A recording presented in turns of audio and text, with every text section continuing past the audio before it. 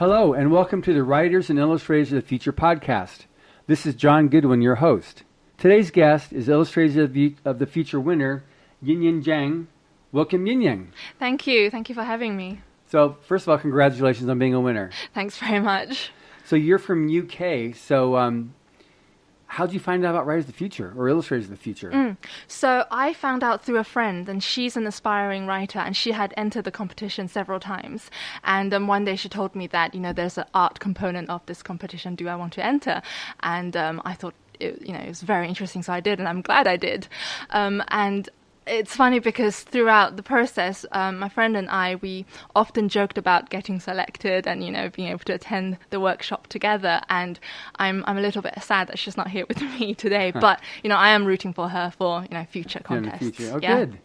That's great. So have your whole lifeline has been to be an artist, or what's been your line in terms of your art? So I've always been really interested in art, and for the longest time art was just a hobby. And in terms of, I've been doing digital illustration for the past 15 years, and it was only the last 4 years that I made the conscious decision to try and take it more seriously and to explore ways of making what was a hobby into maybe something else. So it's actually relatively recent that I made this conscious decision. Good. And do you have anything that's happening professionally with respect to your art? Well, this is the first award, first official recognition that I've received. And back in 2016, I did a art exhibition, and I sold a few pieces there. And I take, private commissions from clients, and that's the level that I'm at the moment. Oh, good. Yeah. So what do you see in terms of the future as an artist for yourself? So in the future, I'm continuing to work to develop and strengthen my own art abilities, and I'm really interested in book illustration, especially book cover art. And so that's an area that I really want to focus and look into in the future. Well, you have about probably at least 12 people here to... I know. Yes, I'm in the right place. Exactly. Yes. Yeah, and also with like Echo and Lazarus, they're just amazing. Yeah. Bob Eggleton's done a lot of covers, and he'll be here as well teaching, and Larry Elmore. Yeah, no, I'm so excited about the workshop. I think with what's special about this competition, more than the award and more than, the award ceremony, is that, I get to learn from the best, and that's such a valuable experience. That's great. So any particular major influencers you've had in your life that's driven you to art or a certain type of art?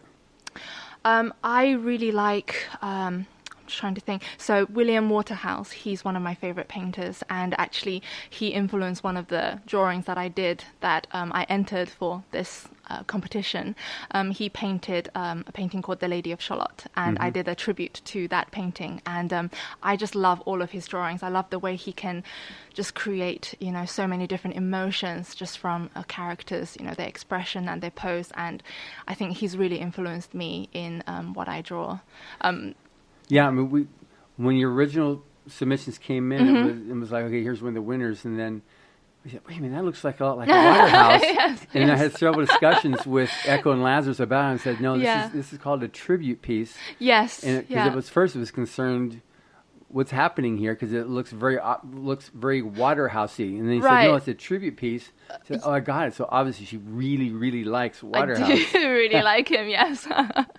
Yeah, no, that was definitely, it's my own sort of personal tribute to him, just because, I love his drawing so much.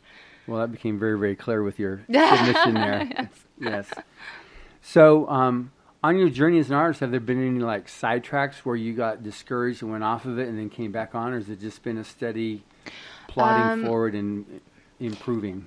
It's, I think one of my main struggle is that, so I come from quite a traditional Chinese background, where, there is a mindset that art and other creative pursuits aren't really considered safe career options. Right. And so, art isn't really encouraged beyond a hobby. So that was one of my struggles, just really, in the absence of outright support, just trying to encourage myself. And, I've had to be my own champion in pursuing art.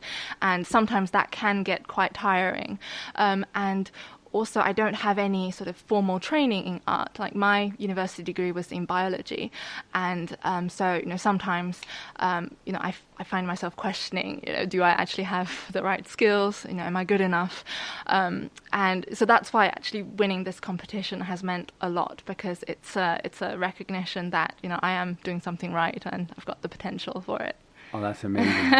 So tell me about the story that you illustrated in the book. Yeah, so the story I illustrated is called Dirt Road Magic, and it's about a boy who grows up in a trailer park, and he's friends with a man who has magic, and the man offers the boy a choice of a lifestyle that's more glamorous and quite exciting than what the boy is used to, and the boy has to make a decision of whether he wants to accept that offer. And so I really enjoy that story, and I decided to take a more conceptual approach to illustrating that story, and I decided to go with the theme of decision and choice, because that's the key theme of the story itself, and that was the inspiration. Oh, good. Yeah, do you like fantasy art more or science fiction? I do tend to like fantasy more. Yes. So I wasn't sure, because with the one we talked about before, that's almost like more of a realism. Yes, yeah. I mean, it's not sort of high fantasy for sure, but there is the element of magic or what magic means to different people, and I think that was quite interesting. Yeah, definitely. So now once this is over and you're done with the week and you go back home to the UK, what do you envision as your next step? I think that I'm going to continue sort of strengthening and developing my own art skills, and I think this has really given me a confident boost. So I'm going to, be more active in sort of promoting myself and my art, and just be more active in just telling people that this is what I can do. Good. Now, have you read any of the different materials yet that go with the workshop or with the contest? I mean, I've seen sort of the past videos that you've made with previous years. I've looked through that, I've read through the workshop and what to expect for this week, I'm very excited with the art workshop and working with Echo. Yeah, definitely. One thing about the reason why the illustrators and the writers workshops were created and why that's so important is Mr. Hubbard, who endowed the contest and continues even after his passing, really saw that the artist injects the spirit of life into society. Yeah. So what's your take on that role of an artist?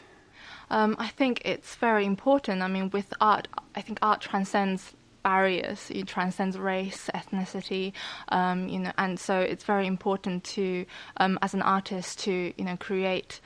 So, what are you most looking forward to this week? I'm really looking forward to the workshop, just working alongside industry experts, getting advice from them. I think that's really valuable. I'm a self-taught artist, so I haven't really received professional training. There's a lot of questions that I would love to, ask for the advice, and, that's the main thing that I'm really looking forward to. That's great. And then anybody in particular you're looking forward to meeting? I'm looking forward to meeting Echo, just because throughout my assignment I've received really valuable feedback from her, and that's the first time I've gotten sort of art direction, this experience of receiving art direction. So yeah, I'm looking forward to working with her in person. We're really looking forward to seeing you as as you grow as an artist. Thank you very much. Thank you very much, Yingying. Thank you. Thank you for listening. Stay tuned for our next installment of the Writers of the Future podcast. Subscribe to the Writers of the Future podcast wherever you get your podcasts. Writers and Illustrators of the Future are contests created by L. Ron Hubbard to provide a means for the aspiring writer and artist to be seen and acknowledged. It is free to enter and open to new and amateur short story writers and artists of science fiction or fantasy.